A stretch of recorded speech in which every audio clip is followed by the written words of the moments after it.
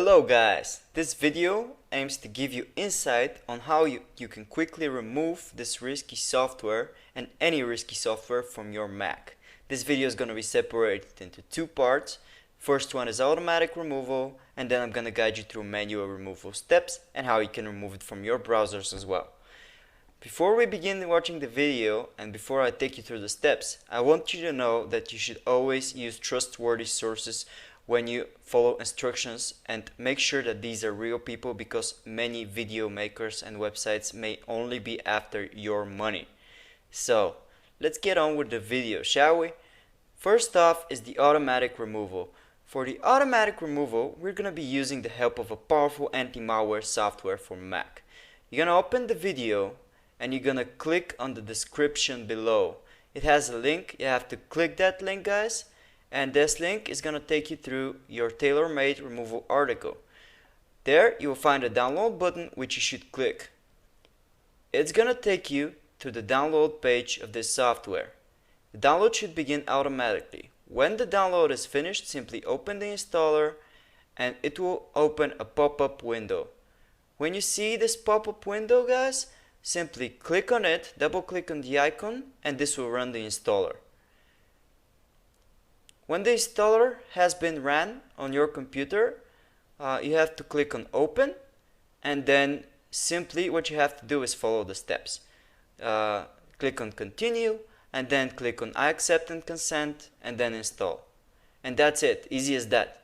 It's going to install the software, and when it installs this program on your computer, it's going to run automatically.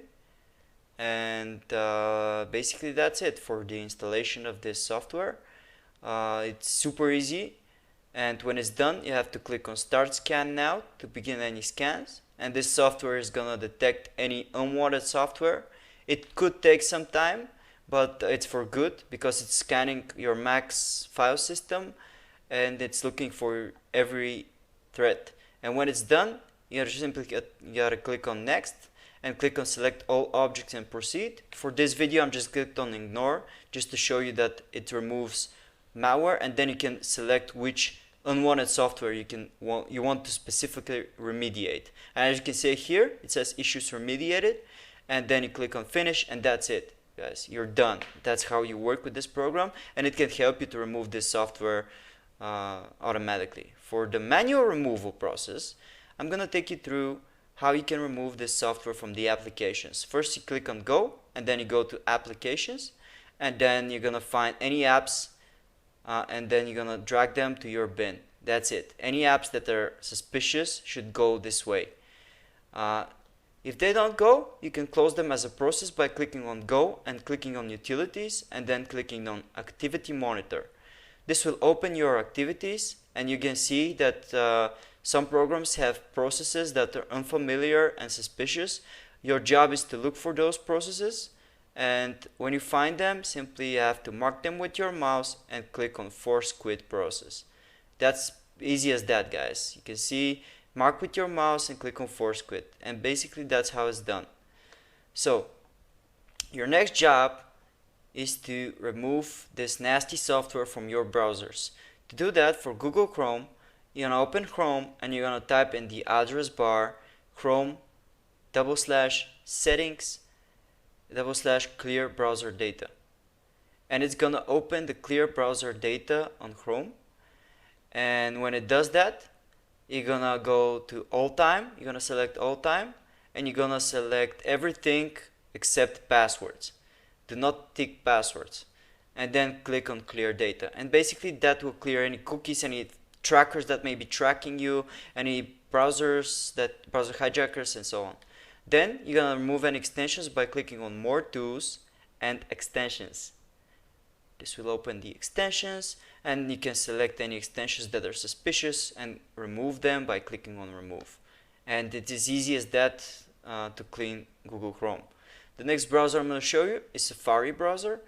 You're going to open Safari, and you're going to swipe on the Safari drop down menu, and you're going to click on Safari, and then we're going to click on preferences, and then you see the home page, and you see that here it's changed. You're going to set it to the current page, or set it to any page you would like it to be. Then you click on search, and this will allow you to change your search back to your default search, and then click on extensions and click on uninstall on any extension that you find unfamiliar or suspicious. It's going to take you to the applications where you can once again drag it to your bin. And that's how you clean up Safari basically. Oh yeah, it's going to ask you to type password, which is an administrative action, and that's it.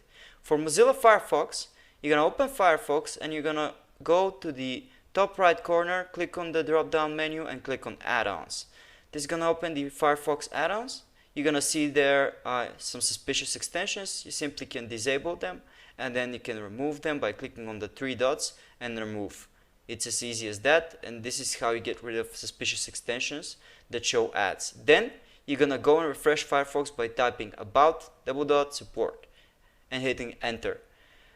This will open the support window, and then you will locate a button called refresh Firefox, which you have to click, and then you have to click on refresh Firefox again, and this is gonna refresh Firefox. As you can see here, it takes a bit of time to do, and when it's done, Firefox will open a window and say success, or say you're running the latest version of Firefox like it's shown here. And basically that's it. You say congratulations and so on, and that's it for Firefox basically, guys. The next browser I'm gonna take you through is Microsoft Edge. You're gonna do is open Edge browser, and just like Chrome, you're gonna type Edge / and then / settings and then / clear browser data, which is gonna open a very similar menu because Edge is based on Chrome. And then you're gonna click on all time, and you're gonna tick everything, of course, except passwords, because if you've saved any passwords, they're gonna be gone if you tick it. And then you're going to click on clear now, and basically that takes care of Edge. Next up is Opera. For Opera browser, it's also based on Chromium, so you're going to open Opera, and then you're going to go to the address bar, and then you're going to click on Opera. You're going to type Opera settings and then clear browser data.